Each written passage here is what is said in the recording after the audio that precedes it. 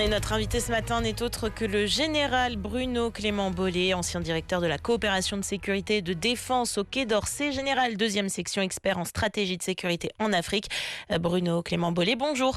Bonjour. Alors, la situation, je le disais, s'envenime au Niger. La semaine dernière, coup d'État militaire. Le président et le chef d'État élu, Mohamed Bazoum, a été renversé par ce putsch. La situation est complexe. On peut peut-être d'abord rappeler, Bruno Clément Bollé, les raisons évoquées par les militaires pour justifier ce coup d'État.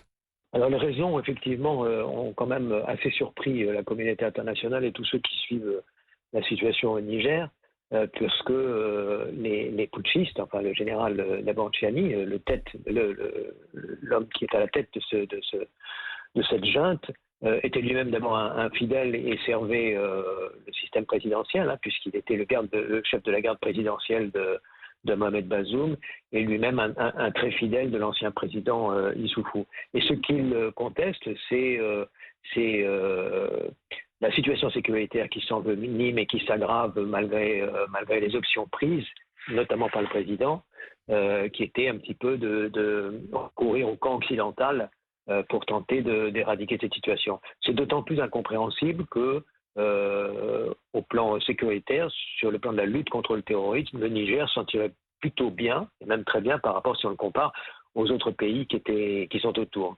Alors, Ensuite, les putschistes contestent également le bilan économique et social du président Bazoum. Là aussi, c'est assez surprenant parce que là encore, quand on compare aux situations des pays de la région, si vous voulez, le Niger s'en tirait plutôt bien.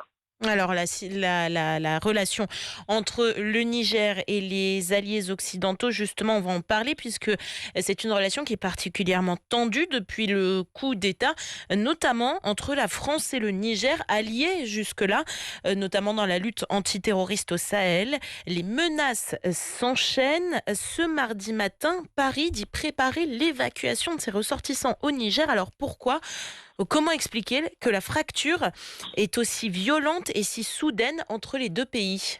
Alors d'abord parce que dans le camp occidental, donc allié choisi par le président, le président Par le Bazoum, président Bazoum, ouais. la France est en première ligne et la plus visible, et donc elle cristallise, si vous voulez, un petit peu l'exaspération des populations sur elle. Mais je crois que c'est surtout, on est lancé dans un jeu, là, la situation c'est en train de s'emballer. Et ça suscite beaucoup d'interrogations et beaucoup d'inquiétudes. Quand on examine donc ce jeu qui se met en place, vous avez d'un côté la CEDEAO et puis on peut dire la communauté internationale, et dont la France, qui ont choisi la voie de la fermeté, des sanctions et d'un ultimatum que vous avez noté comme moi d'une semaine pour revenir à ce qu'on appelle le retour à la démocratie, donc le retour du président Bazoum. Et de l'autre côté, vous avez la junte au Niger, donc qui est lancée dans une espèce de fuite en avant. Vous avez noté, comme moi hier, l'arrestation de plusieurs ministres du régime qui a été renversé. Et puis surtout l'attitude des trois autres pays qui sont autour et qui ont à leur tête des juntes également, qui sont le Mali, le Burkina Faso et puis tout dernièrement la Guinée. Qui disent « nous, on n'appliquera pas les sanctions de la CEDEAO, non seulement on n'appliquera pas, mais on aidera le Niger à s'organiser pour supporter ces sanctions. S'il y a une intervention extérieure, de la CEDEAO ou autre, nous interviendrons pour défendre le Niger, et on est même prêt, dans ce cas-là, à quitter la CEDEAO. » Donc, ce qui se met en place en ce moment, c'est le jeu qui se joue, c'est d'abord la crédibilité de la CEDEAO, mais ensuite la possible désintégration. Ça risque d'imploser politiquement, et on l'espère pas, mais peut-être aussi au plan sécuritaire, au plan militaire. Qu'est-ce qui va se passer maintenant ? Et je crois que la décision de la France, semble-t-il, de préparer une évacuation de ressortissants, il y a à peu près 600 ressortissants français au Niger, elle me paraît tout à fait logique. C'est qu'avant que cette confrontation puisse avoir lieu sur le terrain, c'est possible, et j'espère pas que confrontation puisse avoir lieu sur le terrain, c'est d'évacuer ces ressortissants en montant une opération.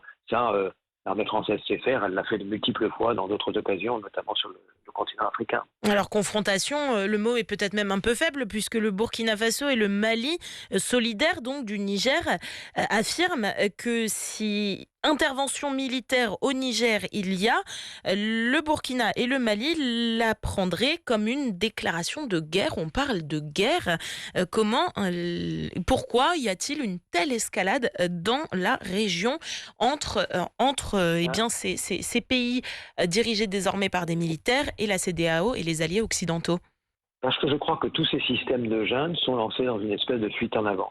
Imaginez que l'ultimatum de la CEDEAO marche et qu'effectivement les Nigériens reviennent au système qui viennent d'enlever.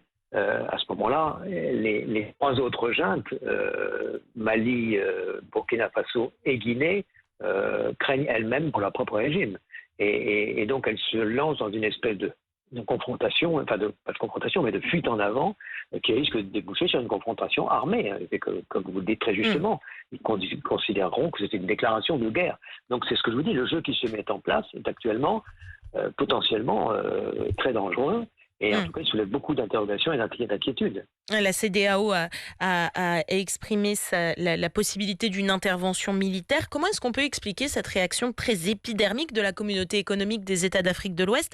Une réaction qu'on n'a peut-être pas eue dans une telle mesure pour les autres pays de la région quand il y a eu coup d'État. En tout cas, il n'était peut-être pas question d'intervention militaire. Alors, c'est pas dû, à mon sens, à la situation particulière du Niger par rapport aux trois autres, mais c'est dû à l'arrivée à la tête de la CEDEAO depuis 2 mois maintenant, un peu moins de 2 mois, du président du Nigeria, le nouveau président, le président Tinubu, qui, de ce point de vue-là, a une position extrêmement ferme. Pour lui, pas question de junte au pouvoir dans les pays. Le système démocratique doit être en place, en tout cas le système légal doit être en place.